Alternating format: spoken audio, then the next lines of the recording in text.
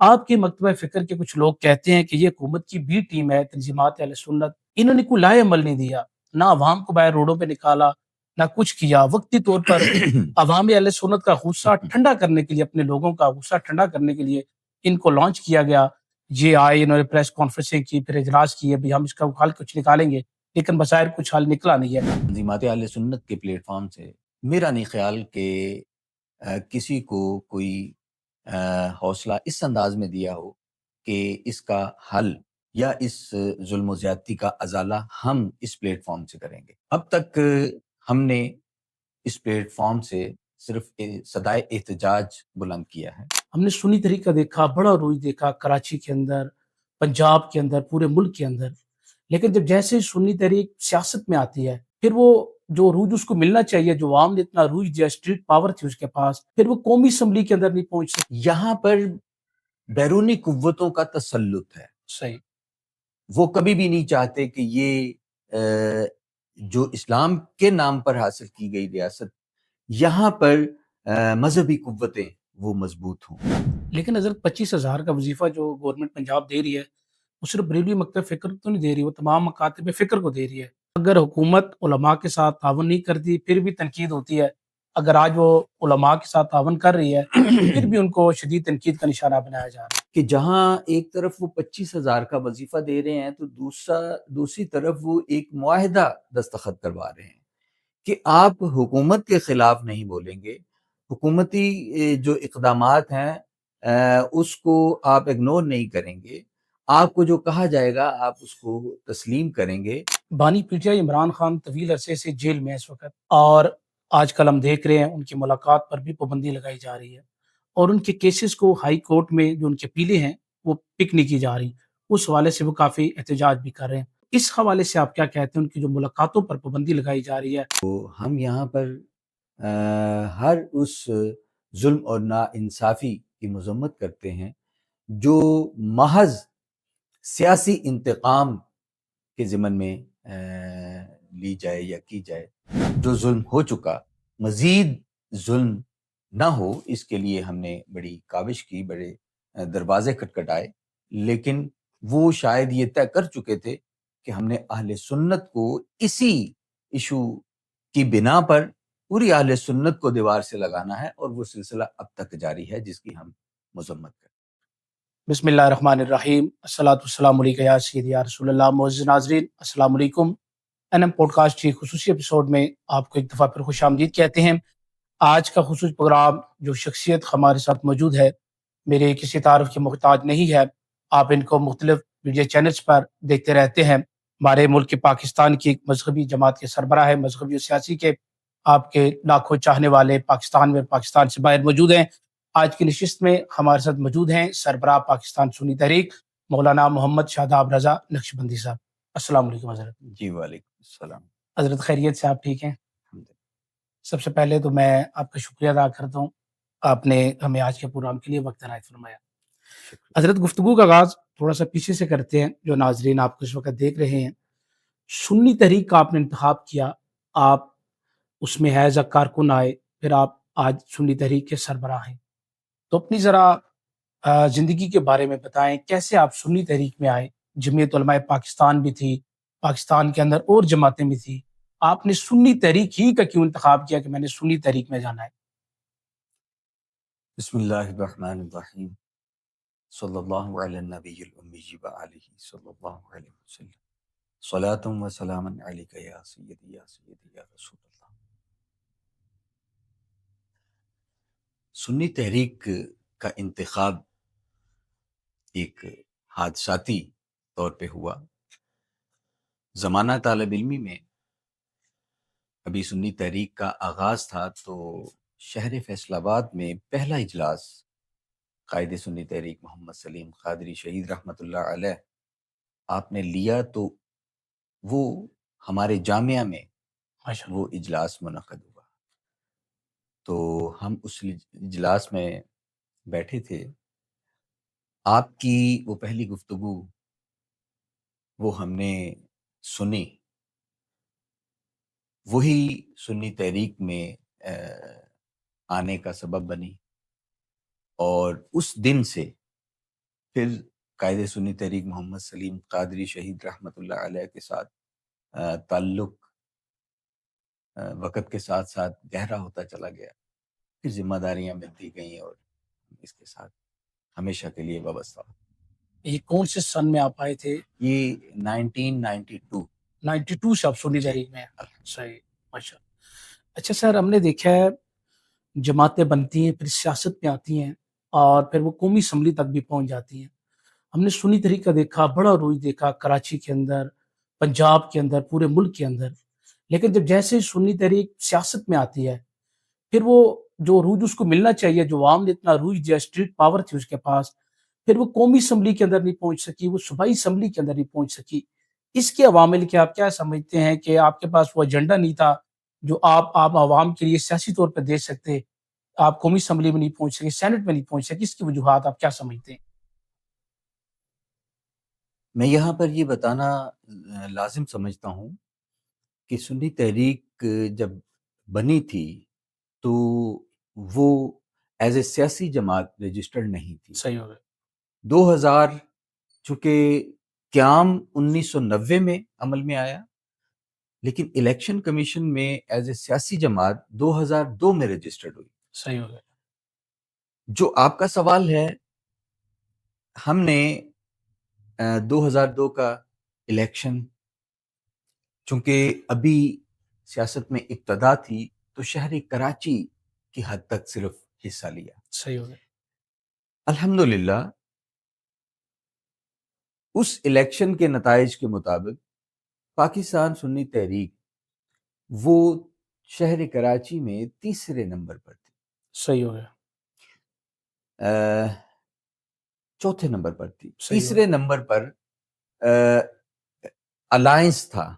اگر ہم اس الائنس کو اگنور کریں، متحدہ مجلس جی جی جی، تو یہ دوسرے نمبر پر بنتی ہے، یعنی نون لیگ سے زیادہ ووٹ پاکستان سنی تحریک کے تھے۔ صحیح ہو گیا۔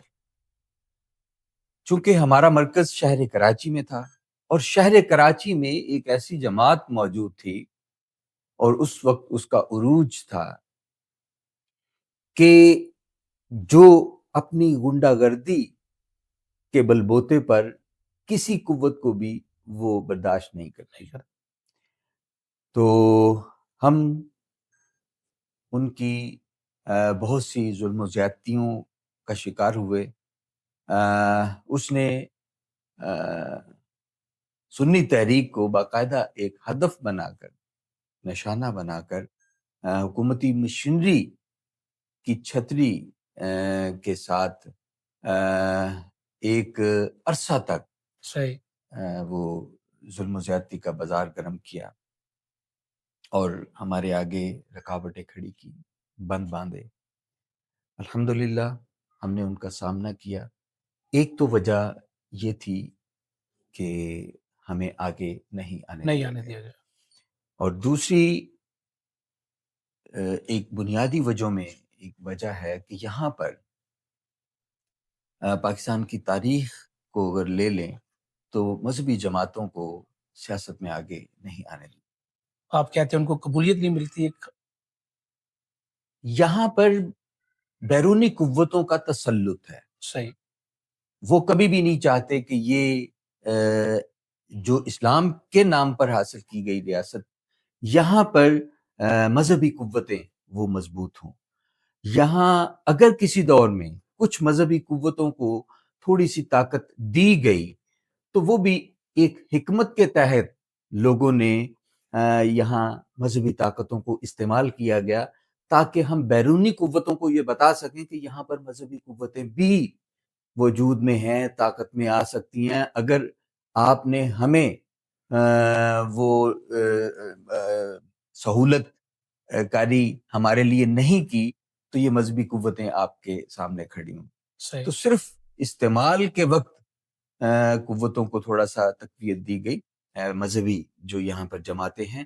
ادروائز یہاں مذہبی جماعتوں کے لیے میں سمجھتا ہوں کہ آج تک کی جو بیرونی قوتیں جو یہاں کے لیے پالیسی وضع کرتے ہیں اور ہماری حکومتیں ان پالیسیز کو عملی جامہ پہنانے میں ان کے مددگار بنتے ہیں، وہ کبھی بھی مذہبی قوتوں کو یہاں نہیں دیکھا۔ صحیح حضرت، تھوڑا کرنٹ ایشوز پہ آتے ہیں۔ جی حال ہی میں مریدکی کے مقام پر تحریک لبیک کی جانب سے ایک مارچ کا انعقاد کیا فلسطین کے ساتھ اظہار یکجہتی کے لیے، پھر اس کے بعد صورتحال ہوئی، گورنمنٹ نے آپریشن کیا، دونوں جانب سے مواد ہوئی، تو اس کے بعد اہل سنت پر شدید کریک ڈاؤن ہوا۔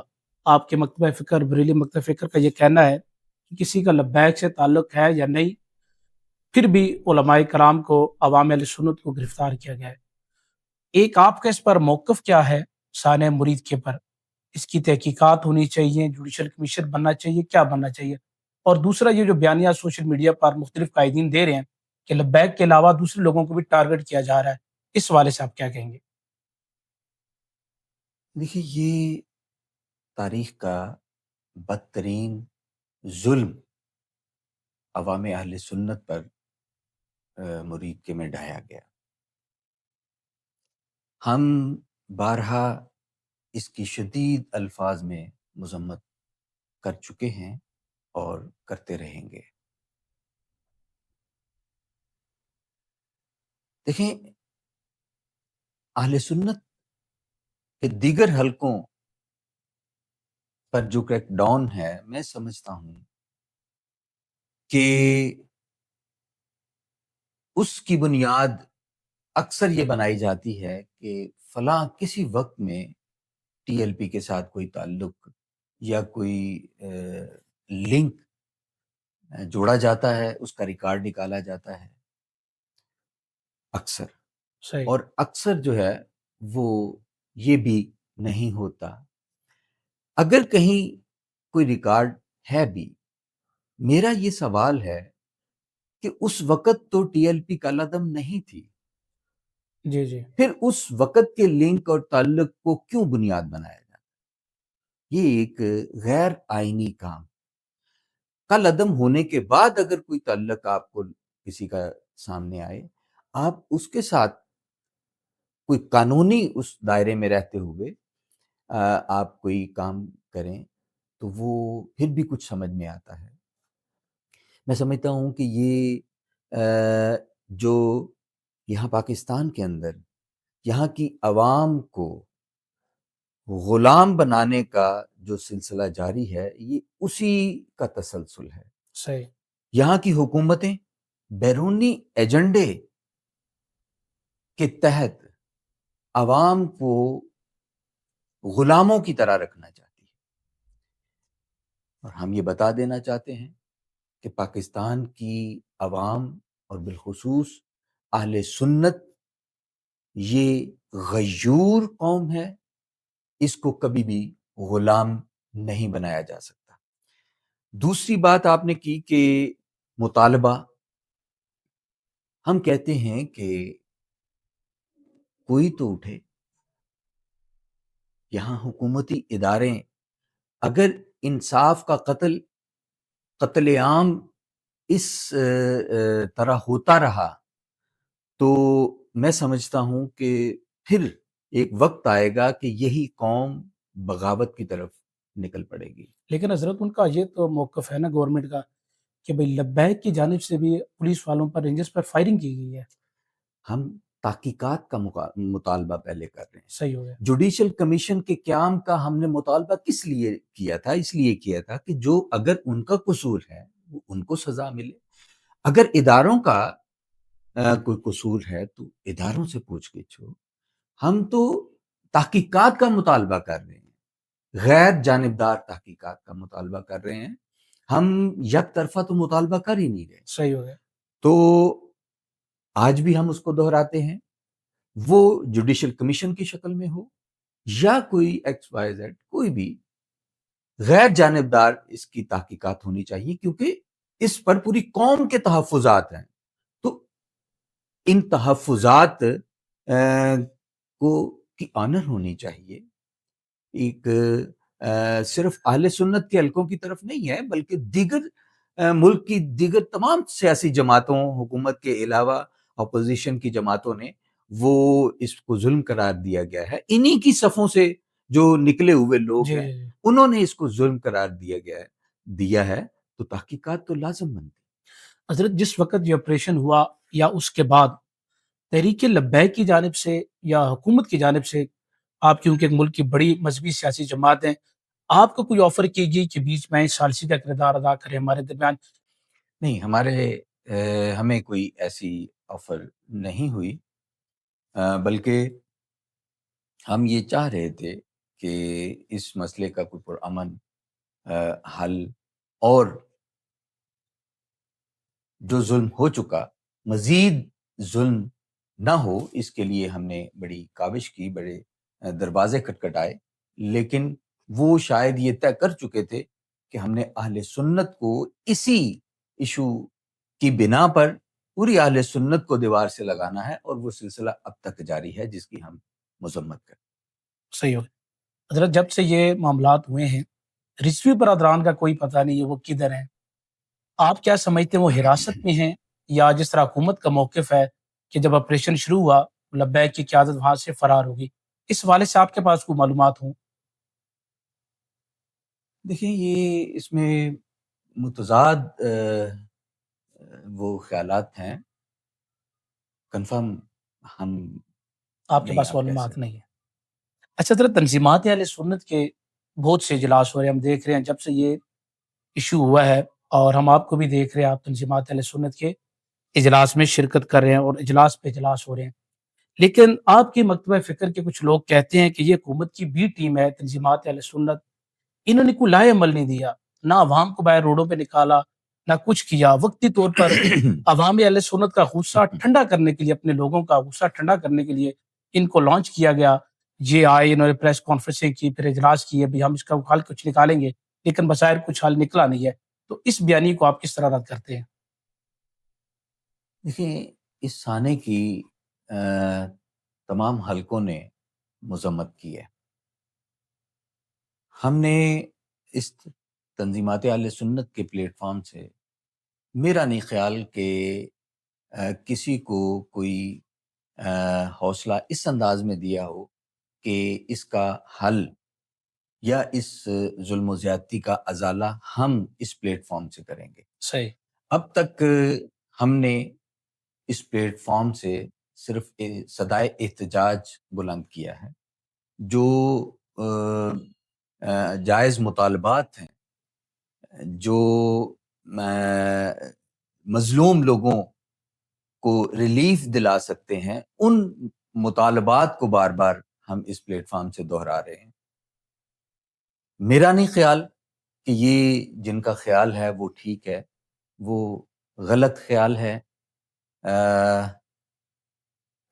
میرے خیال میں تو وہ جو اس طرح کا خیال رکھ رہے ہیں، بجائے بدگمانی کرنے کے، ان کو میدان عمل میں نکل کر جو کمی یہاں محسوس کر رہے ہیں اس کو پورا کرتے تو زیادہ بہتر ہوتا، یا آ کے ہمارے ساتھ بیٹھتے، کیونکہ یہ ایسا پلیٹ فارم ہے جس میں اہل سنت کے لیے کم از کم سب کے لیے دروازے کھلے ہیں۔ وہ آ کے ساتھ بیٹھتے، شامل ہوتے، اپنی آرا دیتے کہ اس جو ظلم و زیادتی کا ازالہ اور اس سے بہتر انداز سے کس طرح ہو سکتا ہے، تو بالکل ان کی بات سنی جاتی ہے اور ان کے اس پر چلا جاتا۔ آپ نے بھی ذکر کیا کہ سنی تحریک کے ساتھ حکومت نے کوئی رابطہ نہیں کیا، محسن نقوی مفتی اعظم پاکستان مفتی منیب الرحمان صاحب کے پاس گئے اس ایشو پر، کیا تنظیمات اہل سنت سے بھی رابطہ کیا گیا حکومت کی جانب سے اس ایشو پر؟ کیونکہ کافی اس کو ہائی لائٹ کیا، ایک طرف سنی تحریک کو ہم الگ کر دیتے ہیں، لیکن آپ جب سب ساتھ بیٹھے ہیں تنظیمات اہل سنت، کیا اس پلیٹ فارم پہ کوئی رابطہ کیا گیا حکومت کی جانب سے؟ حکومت کی جانب سے تو مجموعی طور پر اس پلیٹ فارم سے میرے خیال میں کوئی رابطہ نہیں ہوا، البتہ ہم نے مل کر گاہے بگاہے ملاقاتیں کی ہیں، اقتدار میں جو لوگ بیٹھے ہیں یا جو انتظامی معاملات چلا رہے ہیں، ہم نے وہاں جا کر خود بات کی ہے، تو اپنا احتجاج ریکارڈ کروایا ہے، اپنے مطالبات، اور جو ٹی ایل پی سے ہٹ کے دیگر لوگوں پر کریک ڈاؤن، مساجد مدارس کی بندش کی شکل میں، یا علماء مشائخ کی گرفتاریوں کی شکل میں، تو ہم نے اس کا ازالے کے لیے بات کی ہے، جا کے ملے ہیں، کسی نے ہم سے پوچھا نہیں ہے کہ بھئی آپ کو کوئی تکلیف ہو، تو پریشان۔ اس پہ کوئی عمل درآمد بھی ہوا ہے جو آپ جا کے ملے ہیں؟ اس پہ کوئی رزلٹ، کوئی علماء چھوڑے ہو، وہ آپ کے کہنے پہ اگر آپ کی تنظیم کا کوئی مدرسہ مسجد سیل تھی وہ کھولی گئی ہے پھر؟ دیکھیں جزوی طور پر صحیح کچھ چیزیں وہ بہتر ہوئی ہیں، لیکن ابھی بھی ایک کثیر تعداد مساجد مدارس کی موجود ہے جو ابھی تک نہیں کھولی گئیں، اور اگر کچھ رہائیاں ہوئی ہیں تو نئی گرفتاریاں بھی بہت زیادہ ہوئی ہیں اور اب تک ہو رہی ہیں۔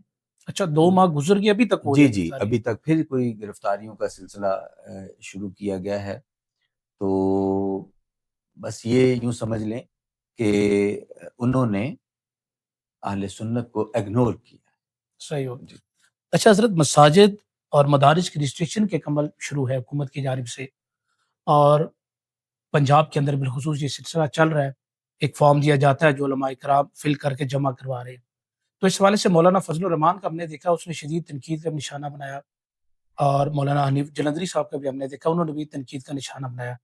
آپ کے اس کے بارے میں کیا موقف ہے سنی طریقہ؟ دیکھیں یہ جو بھی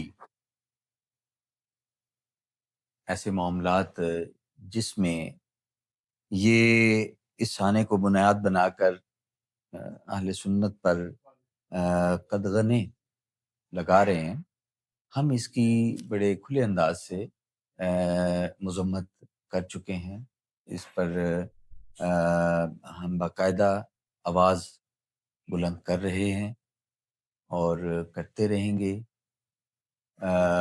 ہم یہ سمجھتے ہیں کہ جیسے ابھی ایک 25,000 جی جی کا وظیفہ، اس کی بھی ہم نے مذمت کی کہ یہ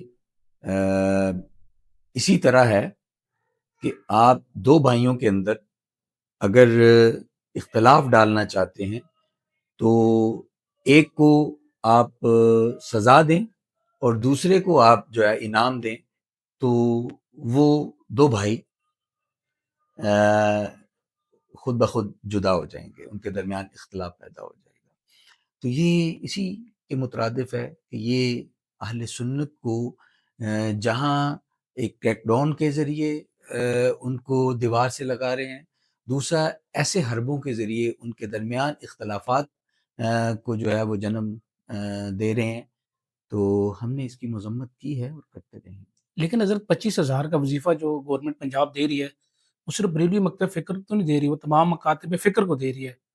اگر حکومت علماء کے ساتھ تعاون نہیں کرتی پھر بھی تنقید ہوتی ہے، اگر آج وہ علماء کے ساتھ تعاون کر رہی ہے پھر بھی ان کو شدید تنقید کا نشانہ بنایا جا رہا ہے۔ دیکھیں کچھ پالیسیز وہ وقتی طور پر وضع کی جاتی ہیں، جیسے میں نے پہلے کہا کہ بیرونی ایجنڈا ہے کہ یہاں مذہبی قوتوں کو ایک تو کنٹرول کیا جائے، ایک کمزور کیا جائے۔ یہ کنٹرول کرنے کی پالیسی پر عمل ہو رہا ہے کہ جہاں ایک طرف وہ 25,000 کا وظیفہ دے رہے ہیں تو دوسری طرف وہ ایک معاہدہ دستخط کروا رہے ہیں کہ آپ حکومت کے خلاف نہیں بولیں گے، حکومتی جو اقدامات ہیں اس کو آپ اگنور نہیں کریں گے، آپ کو جو کہا جائے گا آپ اس کو تسلیم کریں گے، یعنی آپ حکومت کے اندر آزادانہ طریقے سے نہیں رہ سکتے، نہ آپ اظہار رائے مذہبی طریقے کے مطابق آپ نہیں کر سکتے، آپ حکومت کے اس حوالے سے پابند ہوں گے۔ غلامی جیسی جو زندگی میں نے پہلے ذکر کیا جی ہے، جی یہ علماء کو بھی ایک حد میں رکھنا چاہتے ہیں، تو یہ اسی بیرونی ایجنڈے کو جو ہے وہ مکمل کیا جا رہا ہے، اور تمام مکتبہ فکر کے حوالے سے تو چونکہ ایک ہوا چل پڑی مذہبی حلقوں کو کنٹرول کرنے کی، تو انہوں نے اسی میں اس کو بھی شامل کر لیا۔ اچھا حضرت، گفتگو کو تھوڑا سا آگے بڑھاتے ہیں۔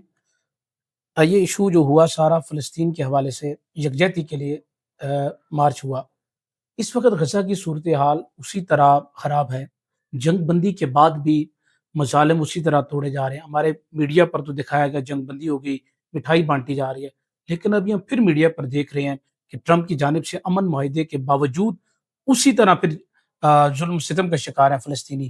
اس حوالے سے آپ کیا کہیں گے؟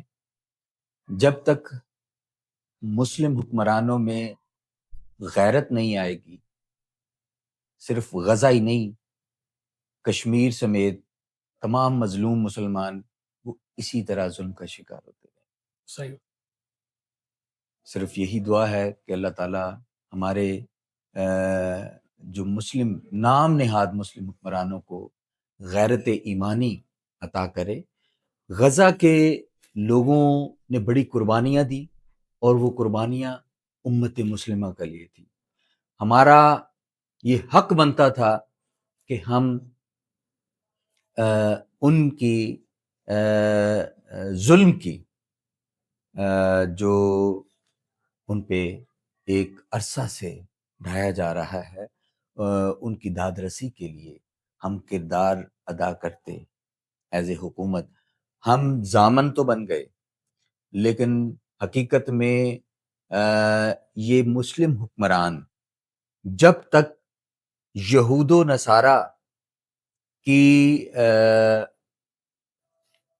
کے نیچے سے نہیں نکلیں گے، اس وقت تک شاید یہ ظلم کا سلسلہ بند نہ ہو سکے۔ صحیح ہو گیا۔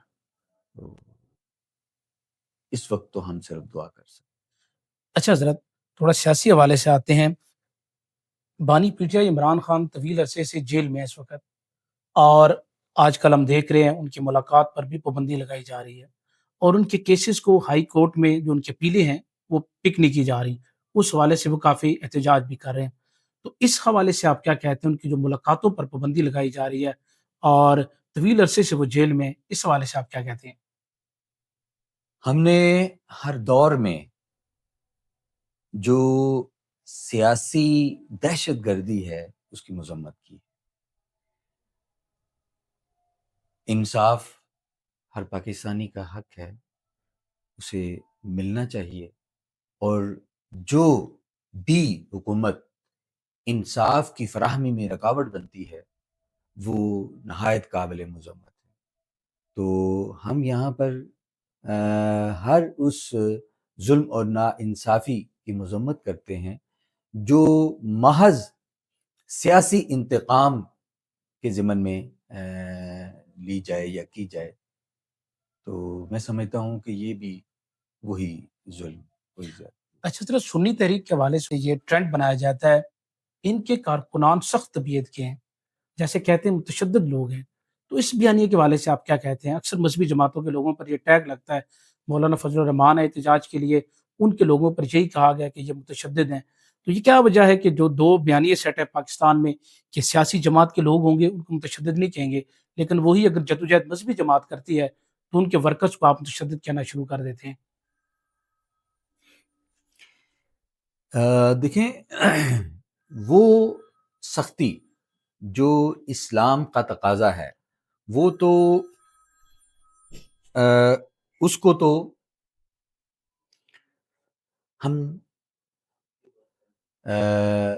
سختی نہیں کہہ سکتے، وہ اسلام کا مدعا ہے۔ اب کہیں پر اسلام یا توہین مذہب کے حوالے سے، توہین رسالت کے حوالے سے، توہین قرآن کے حوالے سے اگر کہیں پر قانون شکنی ہوتی ہے تو ہمارا آئین پاکستان جو ہے اس پر سزائیں متعین ہیں۔ تو توہین قرآن اور توہین رسالت جہاں پر اس کا ارتکاب ہوتا ہے تو مومن جو کامل ایمان رکھتا ہے اس کے اندر غصے کا آنا یہ تو شریعت کا تقاضا ہے۔